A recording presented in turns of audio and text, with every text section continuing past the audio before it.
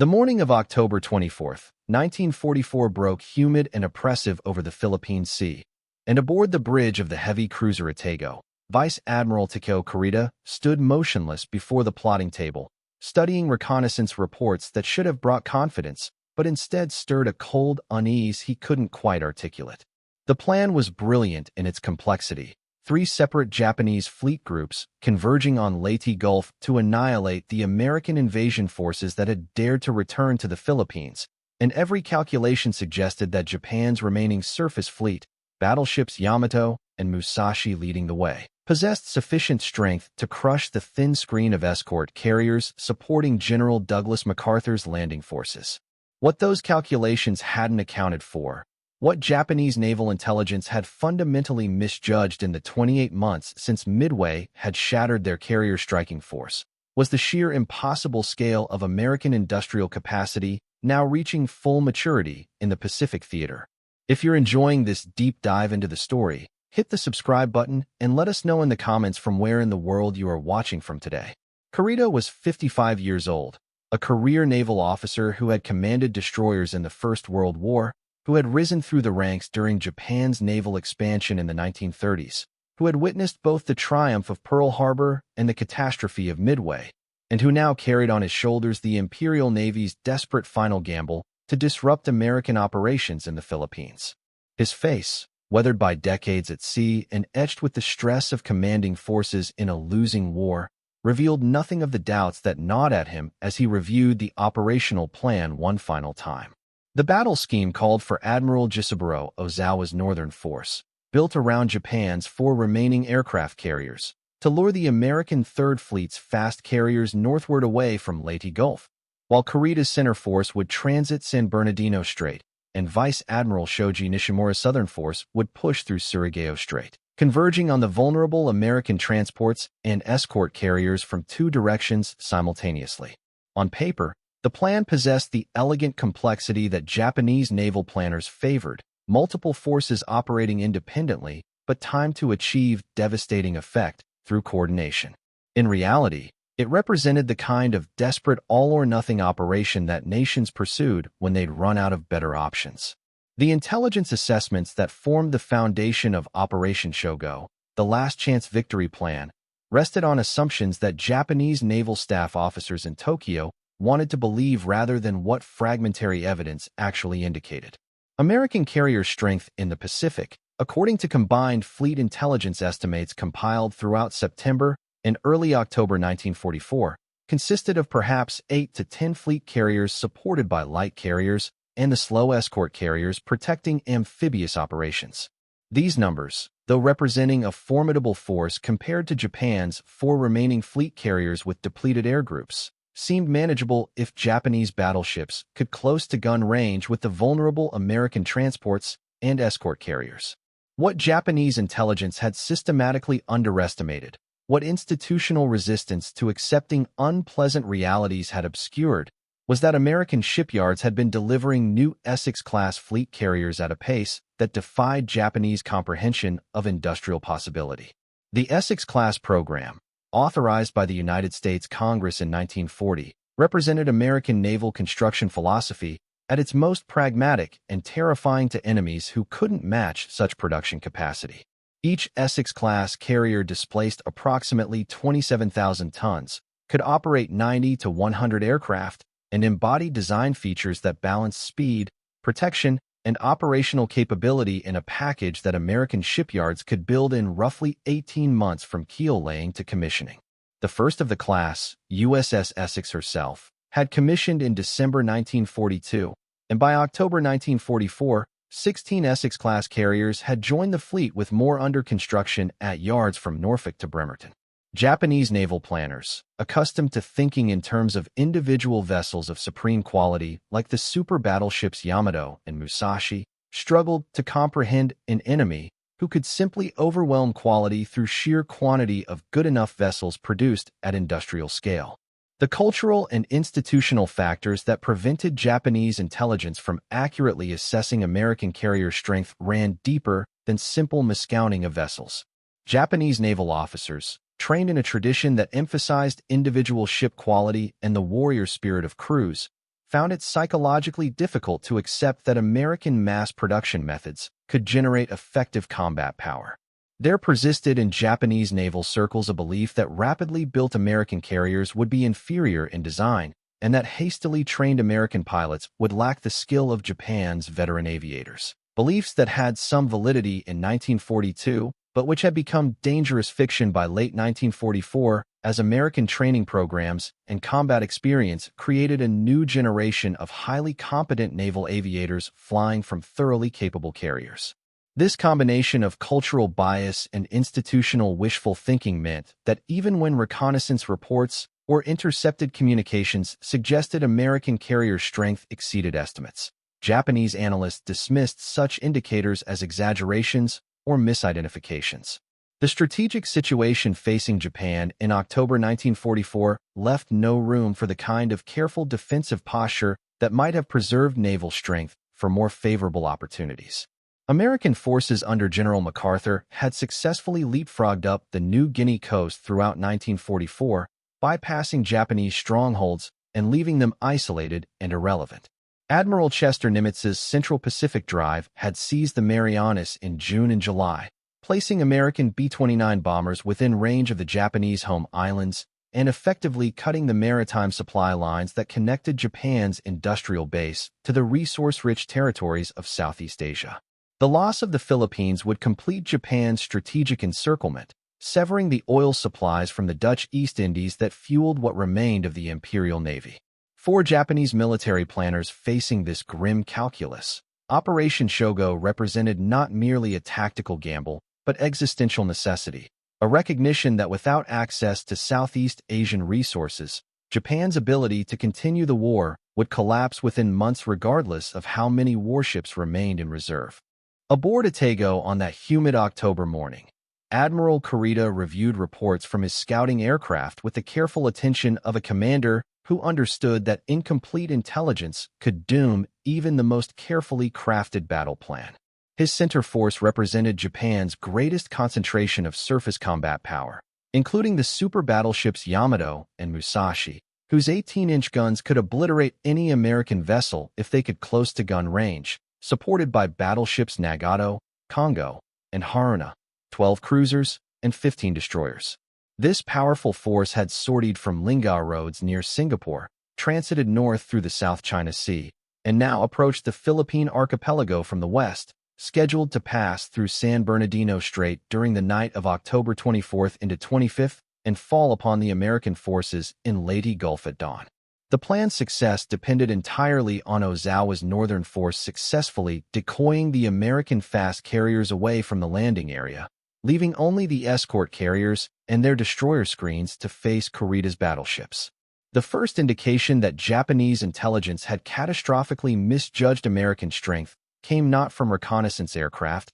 but from the experience of transiting the Sibuyan Sea on October 24th. At approximately 10:30 in the morning, Kurita's force came under sustained attack from American carrier aircraft, wave after wave of dive bombers and torpedo planes that focused particularly on the giant Musashi. The attacks demonstrated a level of coordination and persistence that suggested far more than the 8 to 10 carriers Japanese intelligence had estimated. Captain Toshihiro Inaguchi, commanding Musashi, counted attacks by aircraft from at least 5 different carriers based on the varying tail markings and identification numbers visible during low-altitude torpedo runs. 5 carriers attacking his force in the Sibuyan Sea alone meant that American carrier strength in the Philippine area far exceeded pre-battle estimates, a realization that should have prompted immediate reassessment of the entire operational plan, but which instead was noted, filed, and not acted upon because the momentum of the offensive had already carried Japanese forces past the point where reversal seemed possible without admitting defeat before battle was even joined. Musashi's ordeal in the Sibuyan Sea on October 24th demonstrated both the futility of relying on individual vessel superiority against massed air attack. If you find this story engaging, please take a moment to subscribe and enable notifications. It helps us continue producing in-depth content like this. And the courage of Japanese damage control parties fighting to save their ship against overwhelming assault. The super battleship, designed to dominate surface engagements and built with armor protection that should have rendered her nearly invulnerable to conventional attack, absorbed 19 torpedo hits and 17 bomb hits over the course of 8 hours of sustained air assault. Her crew, numbering over 2,000 men, fought fires, managed flooding, and maintained propulsion despite damage that would have sunk lesser vessels within minutes. Captain Inaguchi remained at his post on the bridge as his ship settled lower in the water, directing damage control efforts with calm professionalism even as it became clear that Musashi was doomed. At approximately 7:30 in the evening, the great ship rolled to port and sank, taking with her over half her crew including Inaguchi, and representing in her destruction the futility of the battleship-centric doctrine that had guided Japanese naval construction for decades. The sinking of Musashi forced Admiral Kurita to confront questions that Japanese naval doctrine had never adequately addressed. What value did battleship firepower possess when carrier aircraft could sink those battleships before they reached gun range? How could surface forces operate effectively when the enemy possessed air superiority so complete that daylight transit of contested waters invited catastrophic losses? These questions, which should have been asked and answered after Midway had demonstrated carrier aviation's dominance, remained unresolved in October 1944 because acknowledging them would have required admitting that the very foundation of Japanese naval power, the battleship, had become obsolete in the face of carrier warfare. Kurita, a battleship admiral commanding a battleship-centered force, lacked both the doctrinal framework and the practical alternatives to adapt his tactics to this new reality. He could only press forward toward San Bernardino Strait,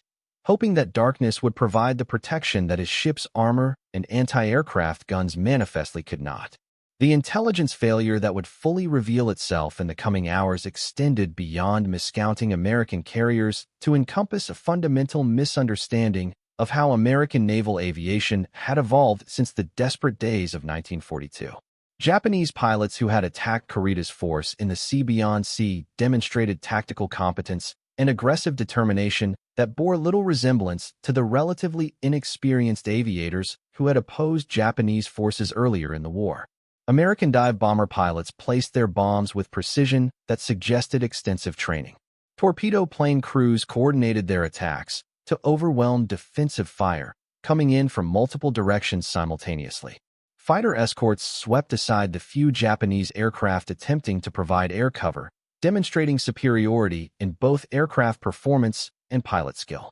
This transformation of American naval aviation, from the relatively crude force that had won through courage and luck at Midway to the highly professional killing machine operating over the sea beyond sea, represented exactly the kind of adaptive improvement that Japanese training systems, constrained by limited resources and rigid doctrine, had failed to match. As darkness fell on October 24th and Kurita's battered force approached San Bernardino Strait, the admiral faced a decision that would haunt him for the rest of his life. Should he continue the operation despite having lost Musashi and despite mounting evidence that American strength exceeded all estimates? Or should he reverse course and preserve what remained of his force for future operations? Japanese naval culture, which placed enormous emphasis on offensive spirit and viewed retreat as shameful regardless of tactical circumstances, provided no acceptable framework for withdrawal. The operation orders from Combined Fleet Headquarters in Tokyo had stressed that Shogo represented Japan's last opportunity to inflict decisive defeat on American forces,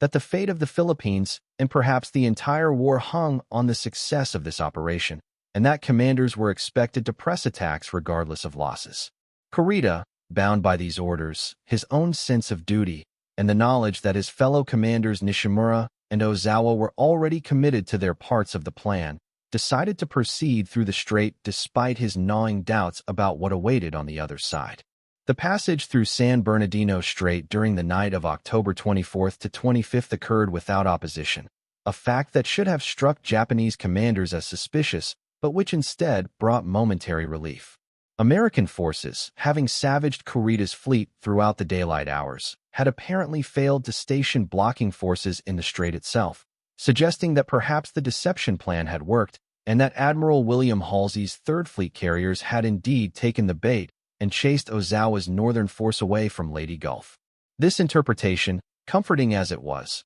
failed to consider the possibility that American commanders had made their own miscalculation, assuming that the damage inflicted on Kurita's force had been sufficient to turn him back, and that no Japanese commander would be reckless enough to continue the operation after losing his most powerful battleship. Both sides, operating on incomplete information and shaped by their respective doctrines and cultural assumptions, were rushing toward a confrontation that would surprise everyone involved. The dawn of October 25, 1944, arrived with the kind of tropical brilliance that made the ocean's surface shimmer like hammered metal, and at approximately 6:45 in the morning, lookouts aboard the heavy cruiser Yamato, Admiral Kurita's new flagship after Leyte, had been torpedoed and sunk by the American submarine Darter 3 days earlier, reported masts on the southeastern horizon. The initial identification suggested exactly what Operation Shogo had been designed to attack. American escort carriers,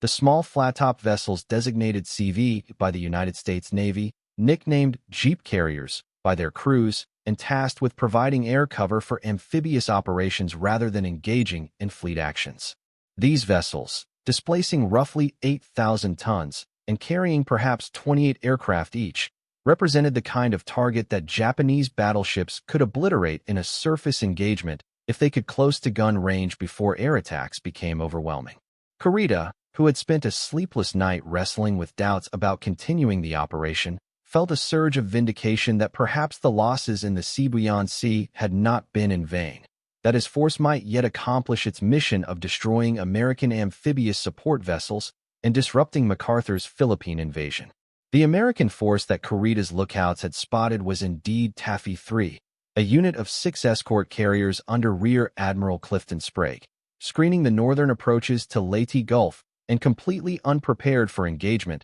with Japanese battleships and heavy cruisers. Sprague, a 53-year-old career officer who had spent much of his service in unglamorous but essential roles supporting fleet operations, commanded from the bridge of the escort carrier Fanshawe Bay, and had been monitoring routine air operations when his radio operators intercepted frantic messages from his own screening destroyers reporting Japanese battleships emerging from San Bernardino Strait. The Admiral's initial reaction was disbelief, a conviction that his destroyer commanders must be misidentifying vessels because American intelligence had assessed that Kurita's center force had been turned back by the previous day's air attacks in the Sibuyan Sea. But as reports multiplied, and as his own radar operators confirmed multiple large surface contacts approaching at high speed from the northwest, Sprague realized with cold horror that his small force of escort carriers and screening destroyers faced the full might of Japan's remaining surface fleet in circumstances where survival,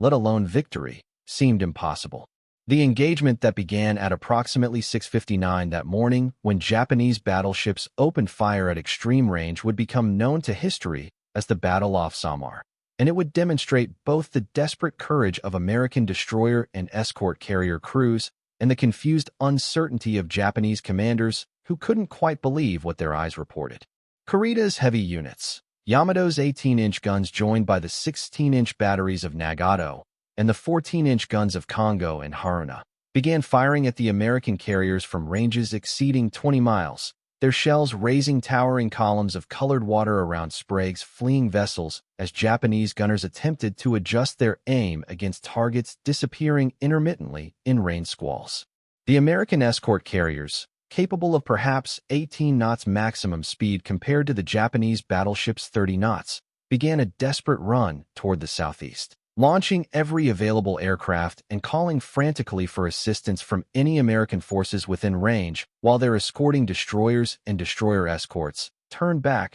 toward the pursuing Japanese fleet in attacks that were both tactically necessary and virtually suicidal. The destroyer attacks that bought crucial time for Sprague's carriers to escape demonstrated the kind of aggressive sacrifice that characterized American destroyer doctrine in the Pacific War. Commander Ernest Evans, commanding the destroyer Johnston, turned his ship toward the Japanese fleet without waiting for orders, closing to within 10,000 yards of the heavy cruiser Kumano and launching a spread of torpedoes that struck the Japanese vessel, blowing off her bow and forcing her out of the battle. Evans then engaged Japanese battleships with his 5-inch guns, knowing that such weapons could never penetrate battleship armor but understanding that any disruption of Japanese fire control might save American carriers from destruction. Johnston absorbed hit after hit from Japanese cruisers and destroyers, her superstructure riddled with shell fragments, her engines damaged, her captain wounded but refusing to leave his bridge.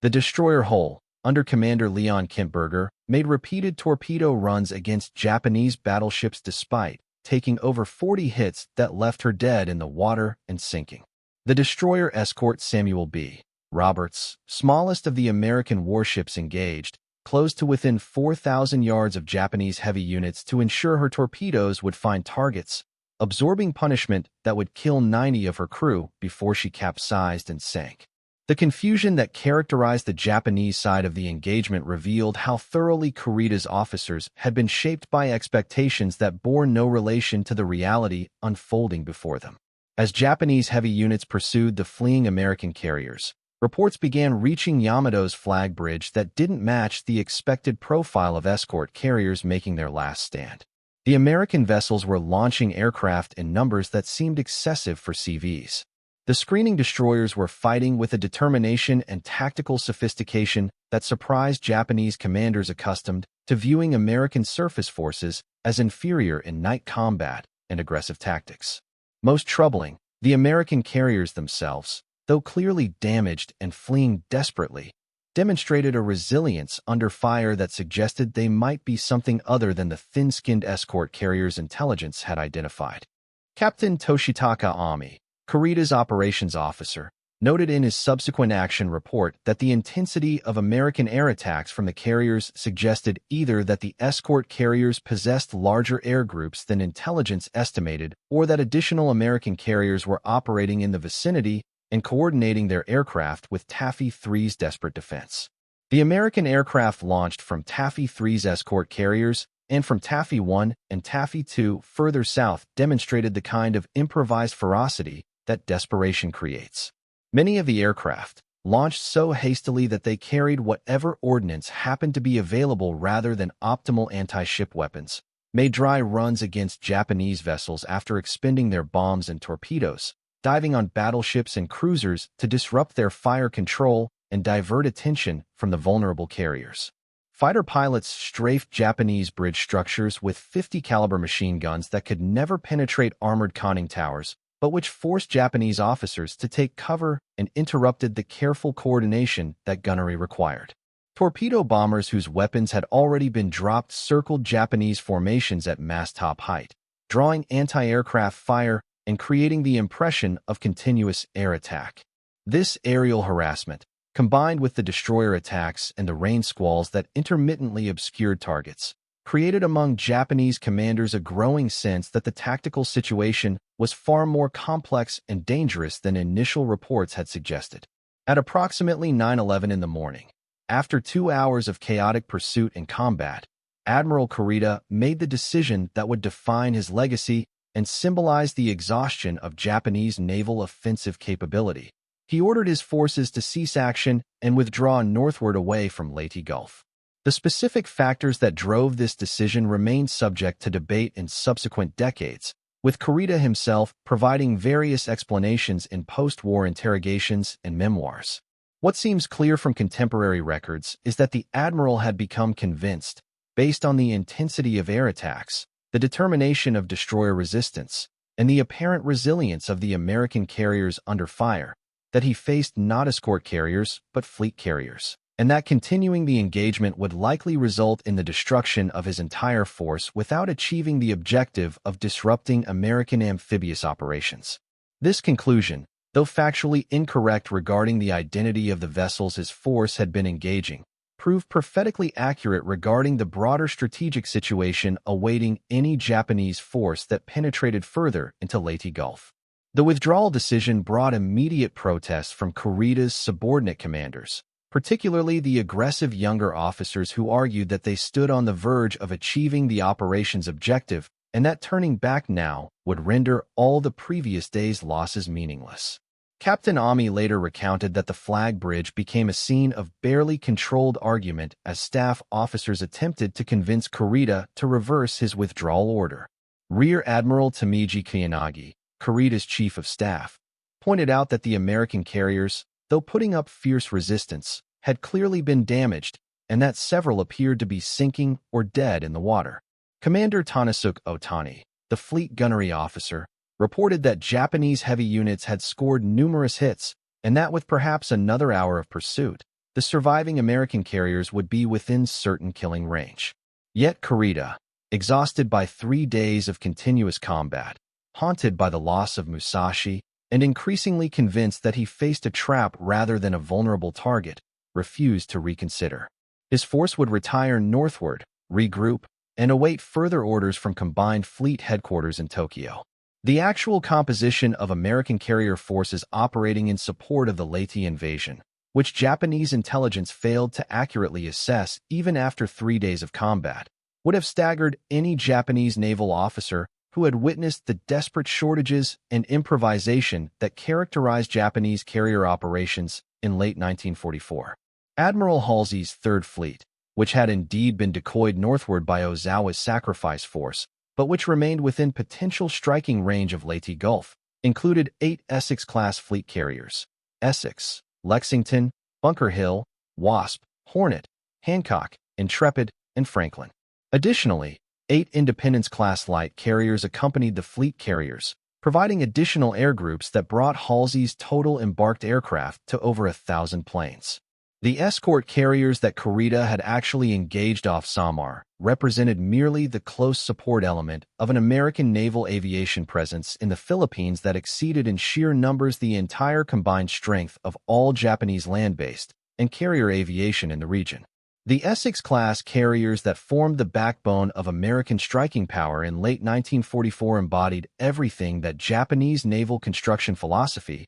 had failed to achieve: the marriage of quantity production with thoroughly adequate quality. Each Essex displaced 27,200 tons, measured 872 feet in length, and could sustain 33 knots, making them faster than any Japanese carrier still operational. Their armored flight decks and improved damage control systems made them substantially more survivable than earlier American carrier designs. Their air groups, typically 90 to 100 aircraft including F-6F Hellcat fighters, SB-2C Helldiver dive bombers, and TBF Avenger torpedo bombers, represented the most capable carrier aviation package in any navy. The standardized design allowed rapid construction at multiple yards simultaneously, with vessels moving from keel laying to commissioning in roughly 18 months, a construction tempo that Japan's overstrained and resource-starved shipyards could never match even before American submarines had interdicted the maritime supply lines that carried raw materials to Japanese industry.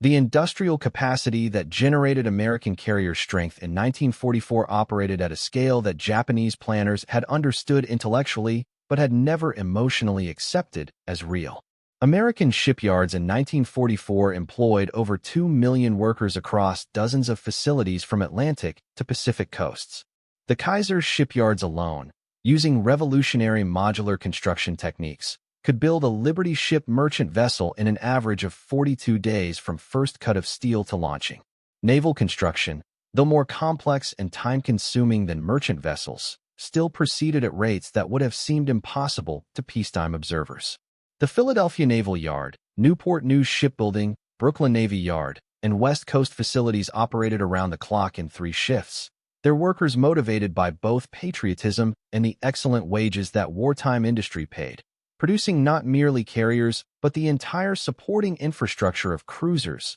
destroyers, submarines, and auxiliaries that modern naval operations required. The pilot training pipeline that fed these carriers with competent aviators represented perhaps an even more impressive achievement than the construction of the vessels themselves. The United States Navy's flight training program in 1944 was graduating approximately 2,000 pilots monthly, a throughput that enabled the Navy to simultaneously expand its carrier air groups, replace combat losses, and maintain a reserve of trained pilots awaiting assignment. This industrial approach to pilot production, which Japanese naval aviation officers initially dismissed as incapable of creating truly skilled aviators, proved devastatingly effective by mid-war. American training emphasized standardized procedures, extensive flight hours in diverse conditions, and thorough grounding in tactics and navigation rather than the development of individual virtuoso skill that characterized Japanese training methods.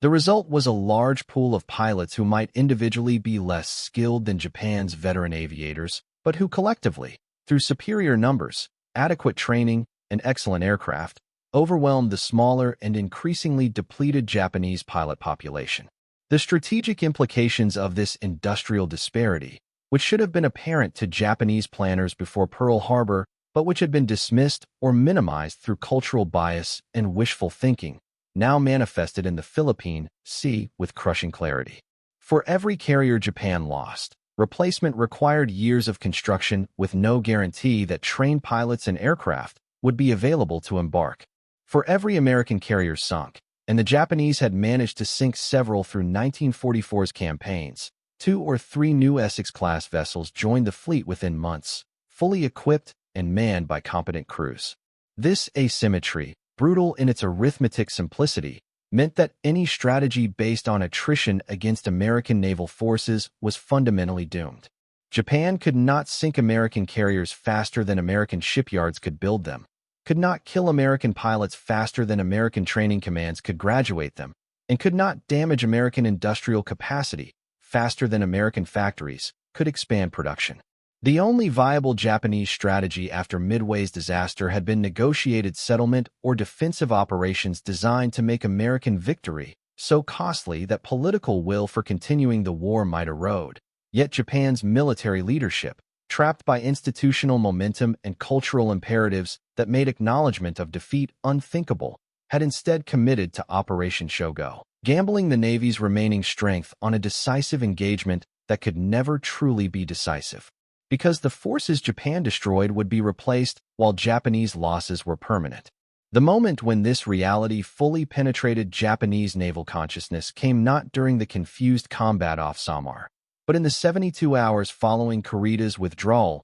as reconnaissance aircraft, and surviving commanders compiled reports that revealed the true scale of American carrier presence in the Philippines. Admiral Somu Toyota, Commander-in-Chief of the Combined Fleet directing operations from Tokyo, received fragmentary reports throughout October 25 suggesting that American carrier strength exceeded pre-operation estimates. By October 26, as Ozawa's sacrifice force in the north had been savaged by Halsey's carriers, and as Nishimura's southern force had been annihilated in Surigao Strait, a clearer picture emerged. Staff officers in Tokyo's naval headquarters compiled intelligence from multiple sources, pilot reports from Ozawa's air groups, reconnaissance aircraft observations, radio intercept analysis, and debriefings of surviving commanders. The composite picture that emerged showed not 8 to 10 American carriers as pre-operation intelligence had estimated, but rather a minimum of 16 carriers operating in support of Leyte operations,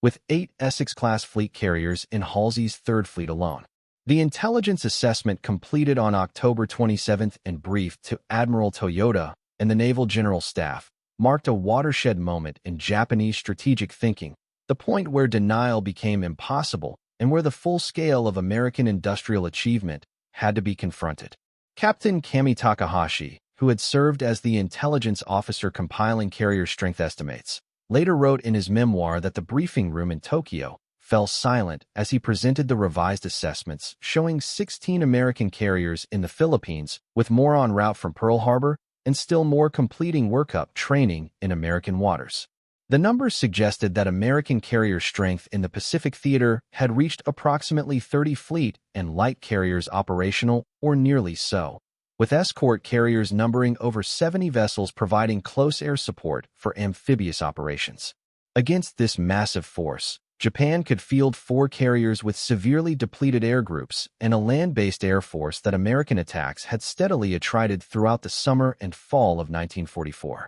Admiral Toyota, reviewing these revised estimates in the aftermath of Leyte Gulf's disaster, understood that Operation Shogo had not merely failed tactically, but had revealed the strategic bankruptcy of Japan's naval position. The combined fleet had gambled its remaining surface strength on disrupting one American amphibious operation and had been defeated not by superior tactics or better individual vessels, but by overwhelming numbers that reduced tactical skill to irrelevance. The super battleships Yamato and Musashi, which had represented the pinnacle of Japanese naval construction philosophy and which were supposed to dominate any surface engagement through their massive firepower and armor protection, had proved vulnerable to sustained air attack and useless when enemy carriers could strike from beyond the range of their guns. The carriers that might have provided air cover for surface forces had been sacrificed as decoys or had been sunk in earlier battles, leaving Japanese battleships to fight without the aerial umbrella that modern naval warfare demanded.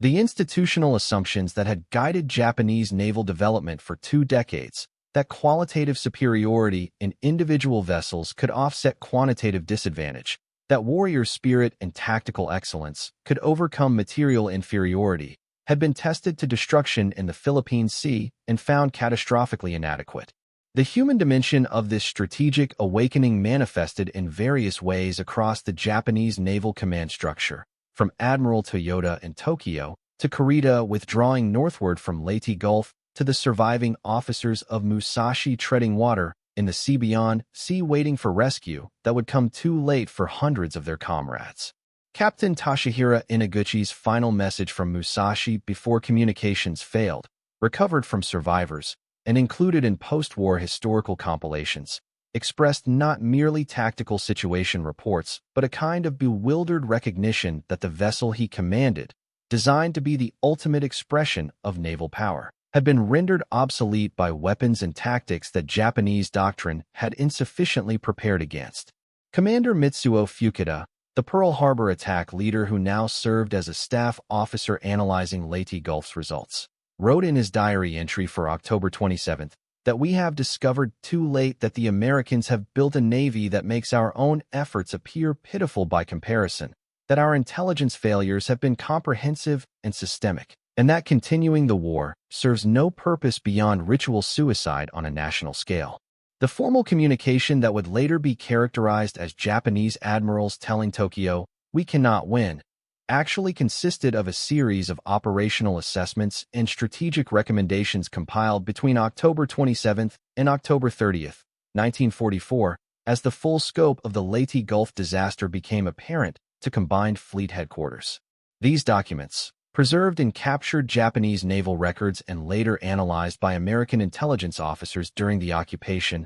revealed a remarkable frankness that contrasted sharply with the optimistic mendacity that had characterized many earlier Japanese military reports. Admiral Toyota, compelled by the magnitude of losses and the impossibility of concealing them from subordinate commanders who had witnessed the debacle firsthand, authorized his staff to prepare assessments that acknowledged both the tactical defeat and its strategic implications with unprecedented candor. The resulting documents, though couched in the formal language of military staff work and carefully avoiding explicit statements of inevitable defeat, conveyed through their sober enumeration of losses and capabilities the unmistakable conclusion that Japan's naval forces could no longer contest American control of the Western Pacific. The operational loss assessment completed on October 28 documented the destruction of Japanese naval power with clinical precision that made the numbers even more devastating. For carriers sunk or damaged beyond repair, Zuikaku, Zuho, Chitose, and Chiyoda from Ozawa's northern force had been caught by Halsey's carrier aircraft and systematically destroyed, taking with them the last remnants of Japanese carrier striking capability. 3 battleships lost: Musashi in the Shibuyan Sea, Fuso and Yamashiro in Surigao Strait, where Admiral Nishimura's southern force had sailed into a perfectly executed ambush by American battleships and destroyers. 10 cruisers sunk or so heavily damaged as to be useless for future operations. 9 destroyers sent to the bottom. The human cost exceeded 10,000 Japanese sailors killed or missing, including hundreds of veteran officers and petty officers whose experience and skill could never be replaced. Against these catastrophic losses, the operation had achieved the sinking of 1 American escort carrier, 2 destroyers, and a destroyer escort, while damaging several escort carriers that American repair facilities would return to service within weeks. By any rational calculation, Operation Shogo had traded irreplaceable Japanese strength for minimal American losses in an exchange ratio that no nation could sustain. The strategic assessment attached to the operational loss report, drafted primarily by Captain Takahashi and reviewed by Admiral Toyoda's senior staff officers, addressed the fundamental question that losses had forced to the surface. Could the combined fleet continue to contest American advances in the Pacific given the disparity in forces that Leyte Gulf had revealed? The answer, though hedged with appropriate military circumlocution about maintaining fighting spirit and defending the homeland with determination, amounted to an admission that offensive operations were no longer viable and that even defensive operations faced increasingly dim prospects. The assessment noted that American carrier strength had been systematically underestimated, that current intelligence suggested the United States Navy possessed approximately 30 fleet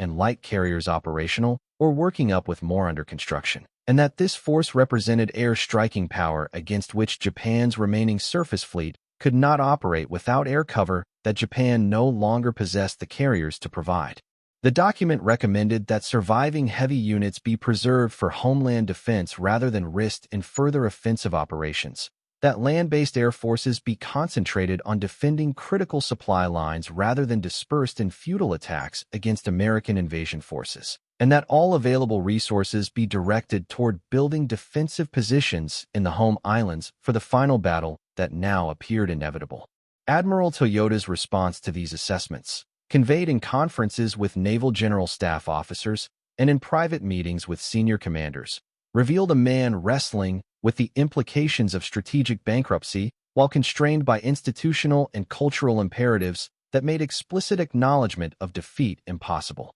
The admiral, who had assumed command of the combined fleet after Admiral Minaichi Koga's death in March 1944, had inherited a strategic situation that was already desperate and had grown progressively worse through the summer's campaigns. The loss of the Marianas in June and July had pierced Japan's inner defensive perimeter and placed B-29 bombers within range of the home islands. The subsequent Turkey shoot in the Philippine Sea had gutted what remained of Japan's carrier air groups, with American fighters slaughtering Japanese pilots so thoroughly that survivors likened the one-sided combat to Thanksgiving turkey hunting. Operation Shogo had been conceived as a way to leverage Japan's remaining surface strength to achieve a tactical victory that might restore psychological balance and buy time for negotiated settlement. Its comprehensive failure left no such options remaining. Only the grim calculus of how long Japan could continue fighting before industrial exhaustion or direct invasion forced surrender.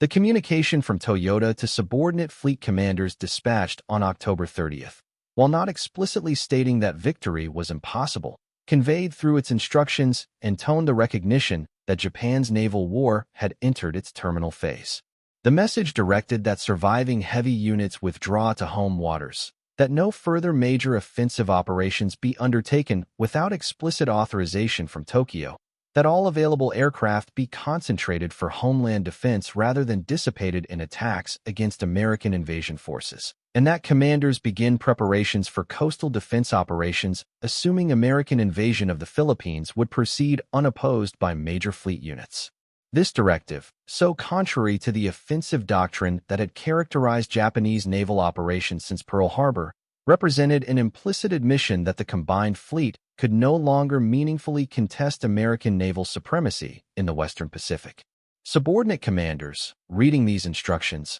understood that the Navy had effectively conceded control of the ocean to American forces and had resigned itself to a purely defensive posture that could delay but not prevent Japan's eventual defeat. The psychological impact of this strategic reversal on Japanese naval officers varied according to rank, experience, and personal temperament, but certain common themes emerged from post-war interviews and memoirs. Younger officers, particularly those who had experienced only the war's successful early phase before witnessing the disasters of 1943 and 1944, expressed feelings of betrayal and confusion, wondering how the invincible Navy that had conquered half the Pacific could have been reduced to impotence in less than 3 years. Mid-grade officers like Commander Fukuda, who possessed sufficient seniority to understand strategic realities but lacked the authority to influence decisions, described a sense of bitter frustration that the intelligence failures and doctrinal rigidity they had privately recognized for months had finally produced the disaster they had feared but been unable to prevent. Senior officers at Combined Fleet Headquarters, privy to the complete intelligence picture and burdened with responsibility for strategic decisions, exhibited in their private writings and conversations a kind of exhausted resignation, an understanding that they were now managing defeat rather than pursuing victory, but constrained by duty and cultural expectations from explicitly acknowledging this reality. Admiral Kurita, whose controversial withdrawal from Leyte Gulf would haunt him for the rest of his life and generate decades of historical debate about whether he had squandered a genuine opportunity for tactical success, returned to Japan in early November to face what amounted to an informal inquiry into his decision-making during the battle. The questioning, conducted by combined fleet staff officers, focused particularly on why he had withdrawn when American carriers appeared damaged and within reach. Kurita's responses, preserved in interrogation transcripts, revealed an officer who had been psychologically shattered not merely by 3 days of continuous combat, but by the realization during combat that every assumption on which Operation Shogo had been predicated was false. He described the intensity of air attacks in the sea beyond sea as beyond anything he had previously experienced, suggesting American carrier strength far exceeded estimates. He recounted the confused tactical picture off Samar, where his heavy units had pursued what appeared to be escort carriers, but which fought with determination and resilience that suggested they might be fleet carriers, or at minimum, that American escort carriers possessed far greater capability than intelligence had indicated. Most significantly, he explained that by mid-morning on October 25th, he had become convinced that continuing into Leyte Gulf would lead his entire force into a trap where concentrated American air power would destroy his fleet without achieving any meaningful objective, and that preserving his battleships and cruisers for homeland defense served Japan better than sacrificing them in a futile gesture. The informal inquiry neither exonerated nor formally condemned Kurita, instead filing a report that noted the Admiral's decisions had been made under extreme stress, with incomplete information, and that the operation's failure stemmed primarily from intelligence miscalculations regarding American strength rather than tactical errors by fleet commanders. This conclusion, though protecting Kurita from official censure, implicitly acknowledged that Operation Shogo's planning had been fundamentally flawed, and that no amount of tactical excellence by executing commanders could have salvaged success from premises that bore no relation to reality. The inquiry's findings circulated among senior naval officers and contributed to a broader reassessment of how the Navy had conducted operations since Midway, with particular focus on the persistent tendency to underestimate American capabilities and the institutional resistance to revising estimates even when evidence contradicted them. The specific moment when Japanese admirals confronted the full reality of American carrier strength occurred during a combined fleet staff conference held in Tokyo on November 2, 1944, approximately 1 week after Leyte Gulf's conclusion. Admiral Toyota had assembled his senior staff officers along with representatives from the Naval General Staff and commanders of major fleet units to review the battle's lessons and chart future strategy. Captain Takahashi presented a comprehensive intelligence briefing that incorporated all available information about American carrier strength, including photographic reconnaissance of Pearl Harbor showing multiple Essex-class carriers at anchor, radio intercept analysis indicating the presence of numerous carrier air groups in the Pacific, and debriefings of surviving Japanese pilots who had engaged American carrier aircraft and could estimate from tail markings and identification numbers how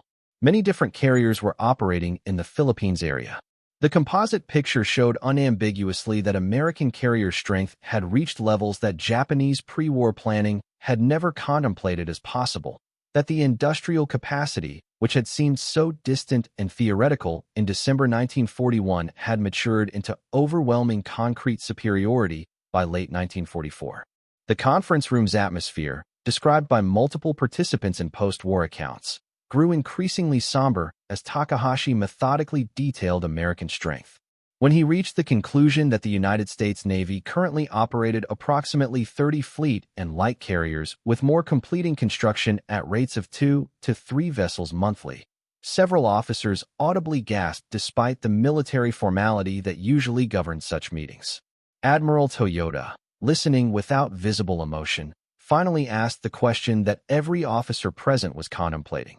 Given this disparity in forces, What realistic options does the combined fleet possess for contesting American advances? The silence that followed extended for nearly a full minute before Rear Admiral Ryunosuke Kosaka, Toyota's chief of staff, responded with painful honesty that offensive operations were no longer viable, that defensive operations could delay but not prevent American advances, and that the Navy's primary remaining mission was to preserve sufficient strength to make any American invasion of the home islands costly enough that negotiated settlement might remain possible. This exchange, witnessed by dozens of officers and later recounted in multiple memoirs and historical analyses, represented the moment when Japanese naval leadership collectively acknowledged what individual officers had privately recognized for months, that the war was lost, that American industrial capacity had generated forces against which Japan could not prevail, and that continuing to fight served no strategic purpose beyond delaying inevitable defeat.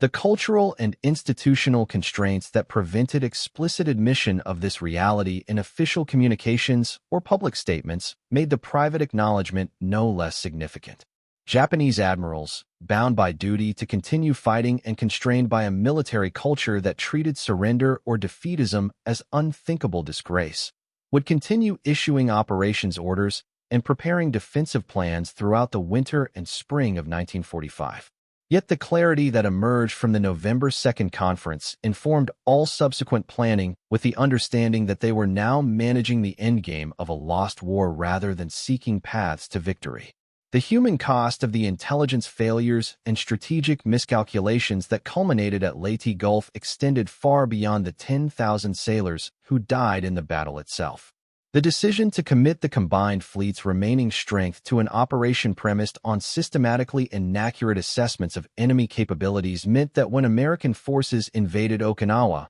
in April 1945, Japan possessed no naval strength remaining to contest the landings. The super battleship Yamato's suicide mission in early April, sailing toward Okinawa with insufficient fuel for a return voyage, and no air cover against the hundreds of American carrier aircraft that would inevitably attack, represented the final bankruptcy of Japanese naval strategy. The great ship, designed to dominate surface engagements and built at tremendous cost in resources and labor, was sunk by aircraft from 11 American carriers in a one-sided slaughter that vindicated American carrier doctrine and demonstrated conclusively that battleships without air cover were simply targets in modern naval warfare. The 2,000 sailors who died aboard Yamato sacrificed their lives not in pursuit of any militarily meaningful objective, but as ritual gesture, a demonstration of willingness to fight to the death that served cultural imperatives while accomplishing nothing strategic. The broader strategic consequences of Japan's failure to accurately assess American industrial capacity and carrier strength shaped not merely the Pacific War's final phase, but the entire post-war security architecture in Asia. Had Japanese planners before Pearl Harbor understood that attacking the United States would provoke a military-industrial response that Japan could never match, had they recognized that American shipyards could and would build dozens of carriers while Japanese yards struggled to replace individual losses, had they grasped that pilot training pipelines operating at industrial scale would overwhelm smaller programs emphasizing individual excellence, they might have pursued different strategies that avoided direct confrontation with American power. The decision to attack Pearl Harbor, made in the belief that American will could be broken by early defeats and that negotiated settlement would follow, rested on fundamental misunderstanding of American industrial capacity and strategic determination. The intelligence failures that characterized Japanese assessments throughout the war, from underestimating American carrier strength before Midway to making identical errors before Leyte Gulf, demonstrated systematic institutional problems that prevented accurate evaluation of enemy capabilities and that elevated wishful thinking to the level of strategic planning. The lessons embedded in Japan's Leyte Gulf disaster and the subsequent admission by admirals that victory was impossible transcended the immediate historical context and offered insights applicable to any military organization operating under strategic uncertainty with incomplete intelligence. The tendency to dismiss evidence that contradicted preferred narratives, the cultural resistance to acknowledging that enemy capabilities might exceed one's own, the institutional momentum that made changing course difficult even when circumstances clearly demanded reassessment, All these factors that plague Japanese naval planning operate, to varying degrees, in any large military bureaucracy. The Japanese failure was distinguished not by the presence of these problems, but by their extreme manifestation and the catastrophic consequences when reality finally forced itself upon commanders who had systematically ignored or minimized contrary evidence for years. The November 1944 conference where admirals confronted the full scale of American carrier strength represented the moment when denial became impossible, when accumulated intelligence could no longer be dismissed or explained away, and when the gap between assumption and reality had to be acknowledged even though such acknowledgement came far too late to alter strategic outcomes. The individual Japanese officers who lived through this period of realization carried various forms of psychological burden through the war's final months and into the post-war era. Admiral Toyota, who commanded the combined fleet through its final operations and who bore responsibility for the decisions that squandered Japan's remaining naval strength, maintained public composure and continued issuing orders until the surrender in August 1945. But private writings revealed a man wrestling with guilt over losses that might have been avoided through more realistic strategic assessments.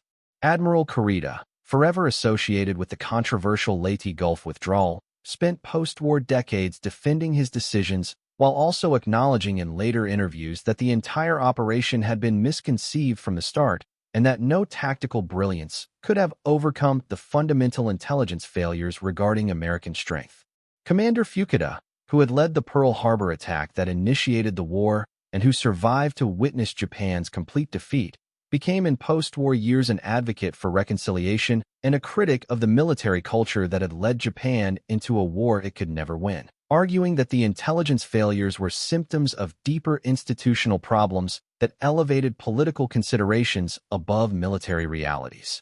The material evidence of American industrial superiority that shocked Japanese admirals in late 1944 continued accumulating through the war's final months as additional Essex-class carriers joined the fleet and as the full scale of American production became undeniable even to the most optimistic Japanese assessments. By August 1945, when Japan surrendered following the atomic bombings of Hiroshima and Nagasaki and the Soviet declaration of war, the United States Navy operated over 90 carriers of all types, from Essex-class fleet carriers to escort carriers, supported by battleships, cruisers, destroyers, and submarines in numbers that dwarfed the combined fleet's strength even at its Pearl Harbor peak. This overwhelming force, assembled in less than 4 years from the attack that had supposedly crippled American naval power, demonstrated that the strategic calculation Japanese planners had made in December 1941, betting that early victories would force American acceptance of Japanese conquests,